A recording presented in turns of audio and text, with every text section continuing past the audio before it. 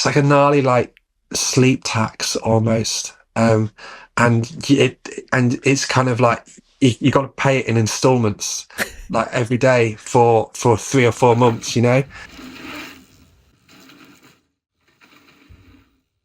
So what kind of logistics goes into something like that then? Because I guess you've got feed. Right, let's start off with like food and hydration. You like you say, you've got the simplicity of And having this consistent loop for it, which helps. But like, how are you planning and preparing to make sure that you can get through it?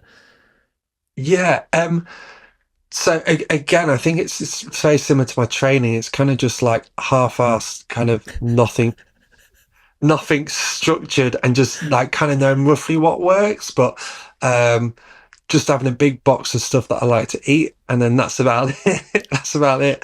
And having, like I say, Callum Wood, who takes all the pictures and has done for all these daft bike rides. He's like, we kind of work really well as a team, because as well as taking pictures, Callum knows me probably better than I do when I'm in these situations where I'm like semi kind of there, and a bit all over the place. He knows exactly what I want and need, and like he helps out with like the nutrition and water and keeping me fed. And um so he's like just such a good person to have around. And he'll make sure that like things are going well, which is amazing. um but yeah, in terms of like preparing for something like that, and knowing what comes of it, I've learned that you just need to keep eating constantly, even when you don't want to. And like, you can't stop eating. Um, you need to eat until you feel sick, and then just keep topping it up, which is horrendous, and it's not enjoyable at all. But I think you're just burning through so much, yeah, to a point where like, you can only stomach a couple of certain foods, and yeah, that's quite tough. And then water as well, obviously.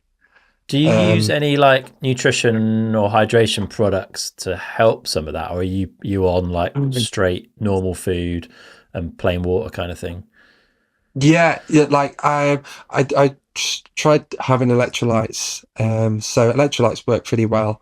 Um, so yeah, it's just basically electrolytes, and like a combination of salty food and sugary foods, um, and everything that's like dense in what I want out of them. So like nuts and things like that.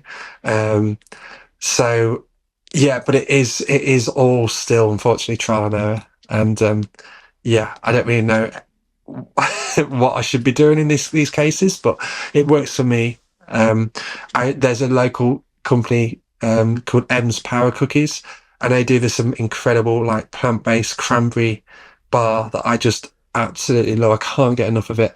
And Linda there, she really found out that I really like these power cookies, and I got a box of 300 of them. Sweet. Oh my gosh. Yeah.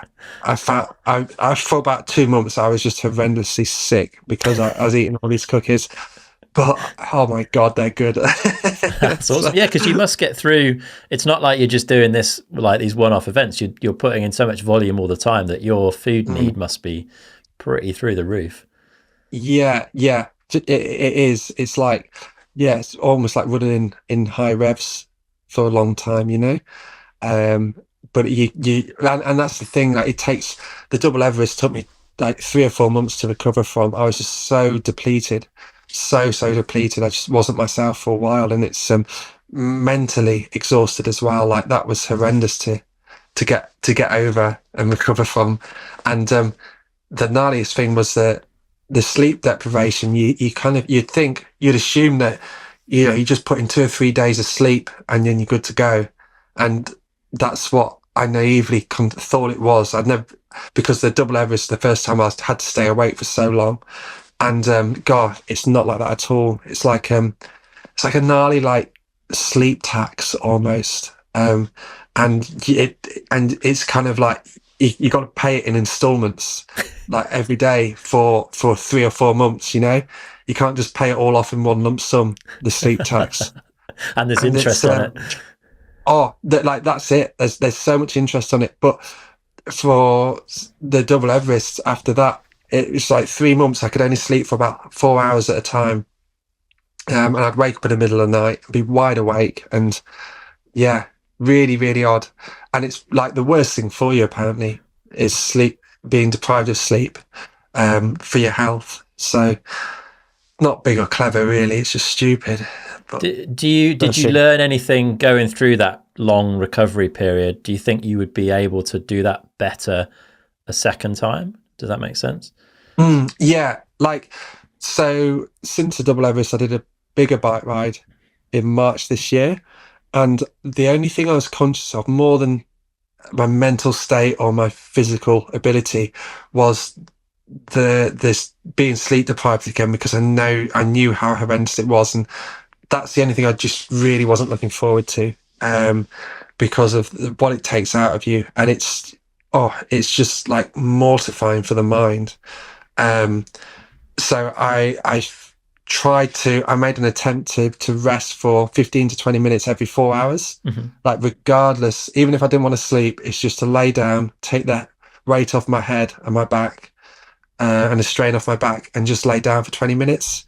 And then I figured that way I might have been able to get through the 3 days of that one without so much of an impact, but still incredibly hard. Mm. And still, you the old circadian rhythm thing really gets you when it gets dark.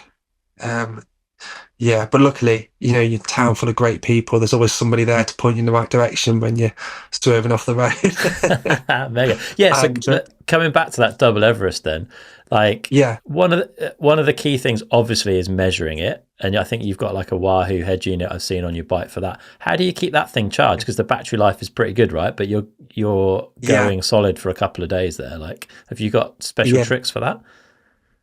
I usually I plug it in whilst I ride, Okay. and just have like a power bank strapped to my handlebars for a lap, and just keep on top of that like that. So that's pretty. Yeah, those things last for like 17 hours, I think, or something like that. So they last quite a while. Um, so yeah, but that's always like something that's always on the back of your mind is, man, if this crashes or runs out. I know that's not the be all and end all, but it's It's pretty like, important. but it's very important. And it's fun, isn't it? This is the game we play. So yeah, but that's only generally like 2 or 3 charges, and then you're all good. Yeah, fair So play. And it must be pretty hard logistically for the film crew as well, right? Because they're riding with you a lot of this, I guess, on e-bikes still, but it's a lot of batteries. It's a lot of sleep deprivation for them as well to kind of go oh through this all man, with you. absolutely, yeah. Those guys are on the double Everest. Johnny and Callum spent the whole time with me pretty much, and God, they had a big challenge, and like they had 3 bikes and one always on charge, to keep up and keep on top of it. And yeah, we finished the double Everest and got back to my home, and we ordered a couple of pizzas, and I've had a sleep chewing a pizza, and like woke up with a pizza still in my mouth, and like not knowing where I am, just like, yeah. And but also I woke up in a panic, like thinking, fuck, I need to keep pedaling. Like I forgot that I'd finished. And that was just really odd. It was a really, yeah, really confusing time.